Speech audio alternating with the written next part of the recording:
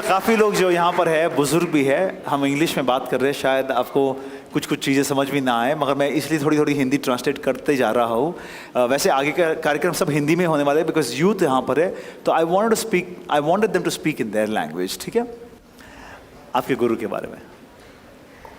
So when my Ubdhan Tap was about to end, I went to my guru. I asked him कि you give me 2 नियम, मुझे उपधान तप की memory के लिए 2 नियम आप मुझे दीजिए। मैं मेरे फर्स्ट गुरु के पास गई। अच्छा, ठीक है। So I have 3 gurus in my life. Okay. One is Acharya Bhagwant, second is Heer Padma Sagar Ji Maharaj Sahib, and third is Girvan Pragnashri Ji Maharaj Sahib. So I have 3 gurus in my life. Right. Okay. I'm blessed thrice the times. What 3 happened? times the bliss. So Okay. I went to him. So I asked him, you give me 2 नियम. So उस time पे मार साहब का और मेरा contact इतना नहीं था, बट मैं उनसे बहुत प्रभावित थी. So he called my mother and he asked her कि मैं सलोनी को नियम क्या दूँ, व्हाट नियम should I give her.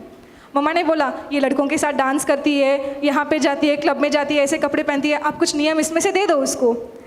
So mummy ने ऐसा बोल दिया, मुझे ये पता नहीं. आई वेंट टू मार साहब एंड आई सेड कि अभी आप नियम दीजिए. मार साहब ने मुझे 2 नियम दिए. फर्स्ट नियम था कि आपको रात्रि भोजन का त्याग करना है, एंड सेकंड नियम था कि आपको सेकंड नियम ये था कि उन्होंने कहा आपको ज़मीन का नहीं खाना है, अंडरग्राउंड का जो भी वेजिटेबल है you should not eat that. So ये नियम दिए. आई वॉज वेरी शॉक्ड क्योंकि मेरे एक्सपेक्टेशन यही थे कि मार साहब मुझे मेरे लाइफ के रिलेटेड ही कोई नियम देंगे कि Saloni don't dance with these people, or don't dance in such places, or don't do such videos or anything like that, या don't wear such clothes in public space. So I asked him, मार साहब I was expecting this but आपने ऐसा क्यों किया. मार साहब said कि सलोनी आपकी स्टोरी आपके मिलने से पहले ही मुझे बहुत सारे लोगों ने बता दी है. आपके बारे में ऑलरेडी मुझे आपको देखने से पहले ही आपकी पूरी जानकारी थी. लोगों ने मुझे आकर मुझे बताया कि ये जो लड़की है ना, ये ऐसे कपड़े पहनती है, ऐसे लोगों के साथ डांस करती है, ऐसी जगह पर जाती है, सब मेरे बारे में मार साहब को ऑलरेडी बता दिया. बट मार साहब ने कभी he never made me feel कि सलोनी आप ऐसे हो या वैसे हो. He only saw the good qualities in him and he in good qualities in me, and he always wanted कि मैं उन क्वालिटीज़ को डेवलप करूं, और मुझे उन्होंने उसका ही वे बताया. सो मुझे ऐसा लगा कि बस ये गुरु है मेरे, हु इज़ नेवर गोना जज मी. अगर मैं मेरे लाइफ के डार्केस्ट सीक्रेट भी इनको बताऊं, it's forever going to be safe. And यही मुझे है जो ट्रूली मुझे एक सोल के रूप में देखेंगे, ना कि मेरे past present future. He will not see what I am doing, he will only see my soul, my qualities, and he will only try to upbring me. So that was the day I thought कि बस मुझे दीक्षा लेनी है और यही मेरे गुरु है करके, बिकॉज ये इनका नॉन जजमेंटल एटीट्यूड जो था. Brilliant. Very nice. Okay. Questions from the audience. And I'm going to choose people now. Raise your hands up. जिसको questions पूछने पहले हाथ ऊपर कर लो, और फिर मैं देखूंगा कहाँ जाके questions पूछेंगे हम. यहाँ पे. हाँ, पता है. Wait. You will stand up at the back. I want to see new faces. That girl at the back. Stand up. Yes, you. मथीन दामी, मेरा प्रश्न महाराज साहब से है. हाँ, मेरा प्रश्न महाराज साहब से है इनके लिए. अच्छा. साई मथीन, ये यूथ है ना, खुद के रूल्स बनाते हैं ये लोग. कौन राहुल कपूर, कौन कुछ नहीं, बस पूछो करना करो. यस साहब, अच्छे बच्चों पर विश्वास आ जाता है, गंदे बच्चों पर विश्वास बहुत कम आता है. तो जिस हिसाब से हम देख रहे हैं मॉडल टू मॉन्क, तो अगर उस नज़रिए से देखें तो मॉडल गंदे बच्चे में आ जाता है. तो आपको इनके ऊपर विश्वास कैसे आया कि ये दीक्षा लाइफ है वो कैसे निभा पाएंगे, और आपने इनका टेस्टिंग कैसे किया?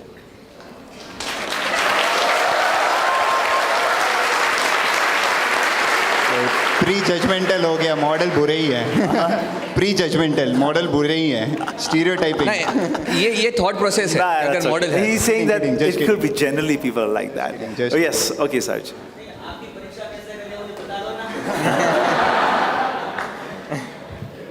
बात ऐसी है,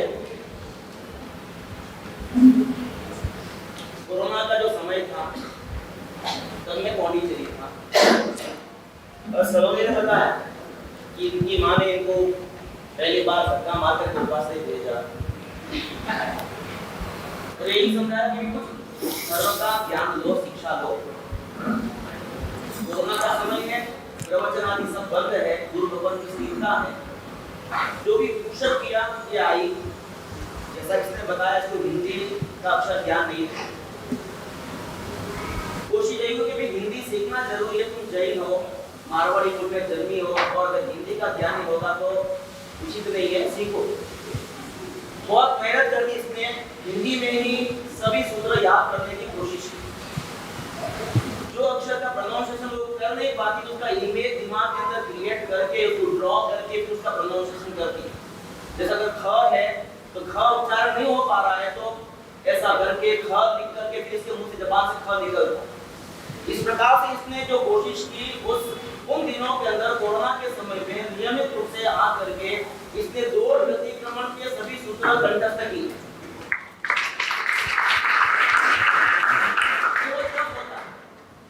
जो आपने बता कि जो है जो उस दुनिया से जुड़े हुए हो, जिनको धार्मिक लोग नापसंद करते हैं या नाक चढ़ा देते हैं, नाक सिकोड़ लेते कि उस दिशा के लोग हैं, लेकिन उस दिशा में रहने वाले लोग सभी नारायण नहीं होते। ये बात भी समझ जैसी है, ये हमारे सामने एग्जाम्पल है।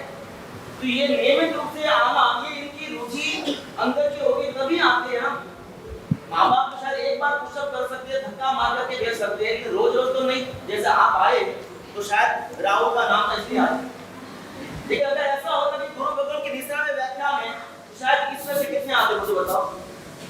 कोई ना कोई एक वजह होती है आने के पीछे भी।